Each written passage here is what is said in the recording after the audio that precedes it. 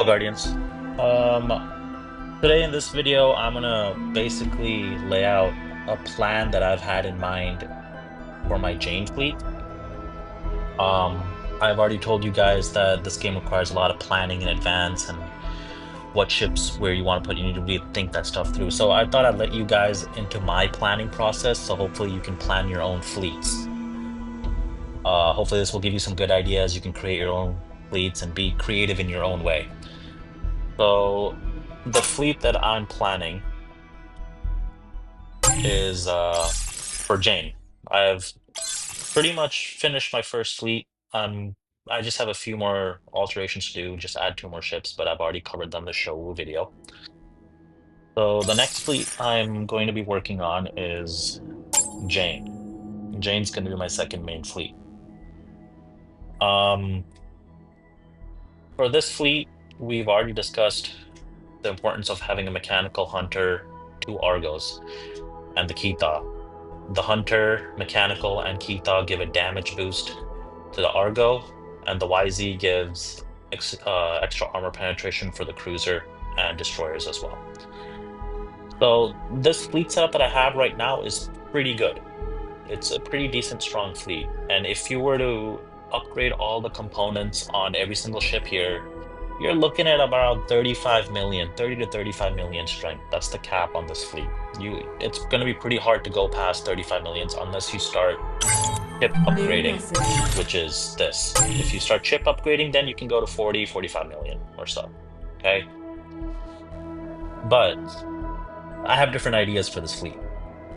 So what I'm planning to do with this fleet over time, this is not going to happen in the next week or so. I'm talking about long term. This is going to be something that I'm going to be working on towards for the next 2 months.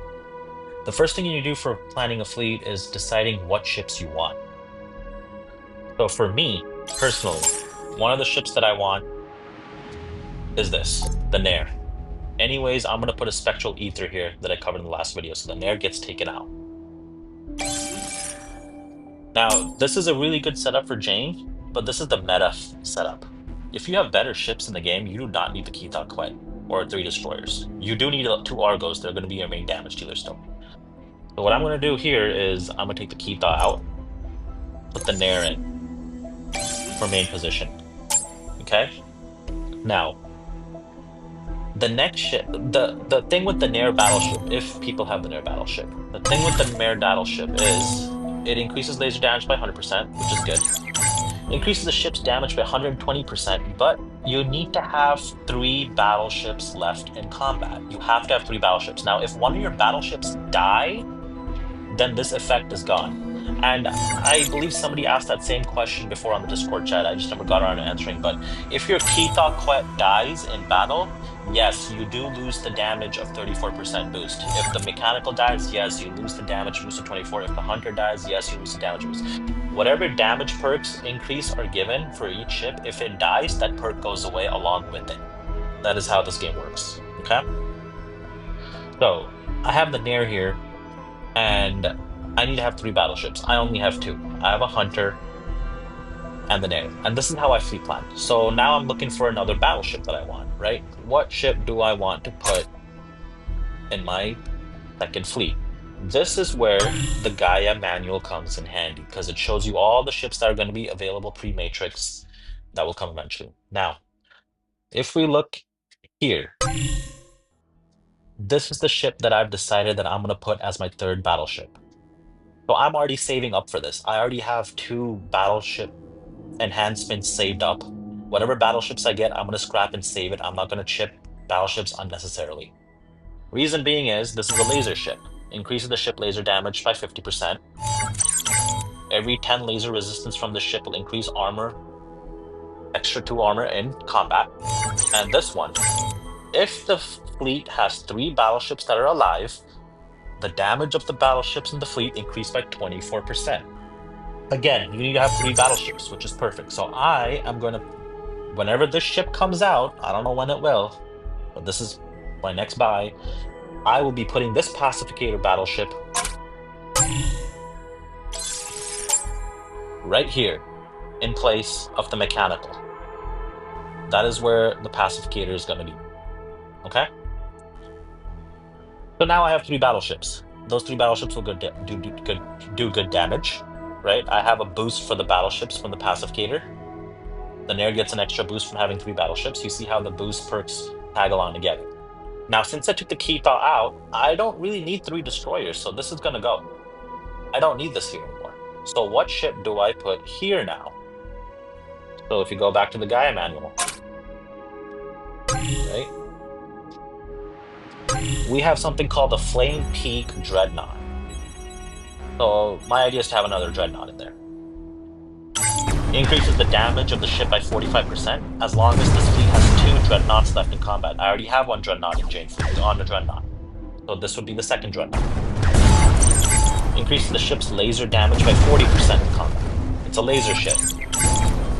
Now this is why I want the ship. This ship, actually, the Flame Peak, is a ship that you want in every single fleet eventually over time. Eventually. It increases the fleet damage by 4% in combat. Every 10 comprehensive rating of this ship will be converted to 0.1% of fleet damage. Now let's talk about comprehensive rating. Okay? What is this comprehensive rating? If you look at comprehensive rating for individual ships, it's this number given here, 328. You see that? That's the comprehensive rating. Okay? Now, a Flame Peak Dreadnought that is fully upgraded and fully chipped, right? Both fully enhanced with all the enhancements, all of these will be unlocked, right? Fully promoted weapons, fully armor promoted weapons, full promoted units, promoted engine, everything level 30. This ship will increase your overall fleet damage by 20%, which is insane. So for that reason, I will be having the Flame Peak Dreadnought right here, right next to the Nair battleship, with the pacificator that increases battleship damage, right? You can see how I'm stacking attack perks on attack perks.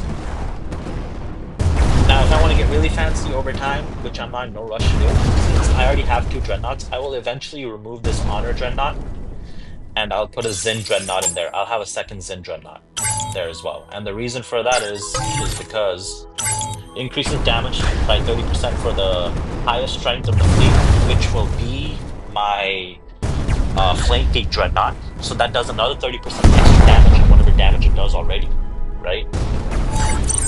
Increases the damage of battleships and dreadnoughts in the fleet by 20%. So another 20% extra damage for dreadnoughts and battleships.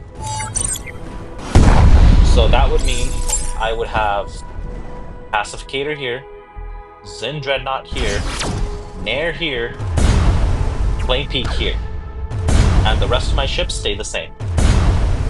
And from my estimations, that'll make my fleet anywhere around 50 to 60 million in strength, is my estimation. Without any chip upgrades, I'll have 50 to 60 million. Now, when I chip both the Argos, obviously that's going to give me to 70, 80 million.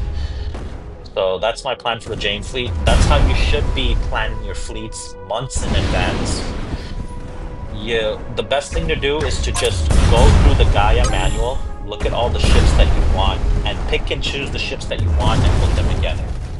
You know, there are certain ships, you can see that, you know, this, for example, this ship right here, I didn't bother buying this ship because it's a missile ship and I have no use for a missile ship, right? There are better missile ships than this, so I did not bother with this ship at all, even though it came out. So you can go through the manual and you can look at all these ships and decide whether you want it or not. The Ares here, this will be unlocked through Goliath, but this is a good missile ship. This is a better missile ship than the Grim Eclipse, reason being because it guarantees extra missile strike, right? Whenever you hear the word guaranteed, that means it will definitely hit. You will not miss. Accuracy has no play in this. It is 100% chance that you will hit the enemy with this strike. And every 10 armor will be 820. And what else does it have? Increases ship armor by 32%. So you get this armor to anywhere about, I don't know, 4K, you're going to be doing massive damage every 18 seconds with that guaranteed strike, right? Every 10 armor gives 820, so you can imagine how much damage this ship can do with missiles. So yeah, just go through your Gaia manual, look at all the ships that there are, and just plan your fleet accordingly. You don't need to buy every ship that comes out. There's no reason to. I missed out on at least 4 or 5 ships. Buy ships according to how you're building your fleet. That is what you should be doing, and that is how you should be planning. Another thing to do is whenever you see, another important thing is these chips that you get, right, from Goliath, you get cruiser chips. Don't use them on useless ships like the Nebula and the Musca Borealis. Save them.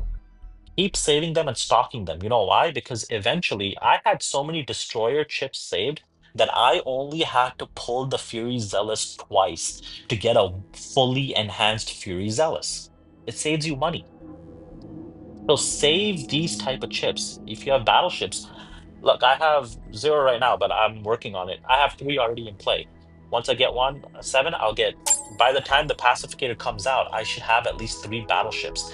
That reduces my cost of a $200 ship down to maybe $100 if you have 3 battleships, because you don't need to pull the hull that many times. You just need 3 more hulls to get it fully enhanced, right? So save those chips. Make those chips and save it. Do not waste them on ships like basic ships that you get on black market. Any ship that you get in regular black market, you should not be wasting those chips on it. You should be only wasting those chips, saving those chips for ships that you actually want, you want to buy to reduce the cost of buying them. All right? Hopefully this helps.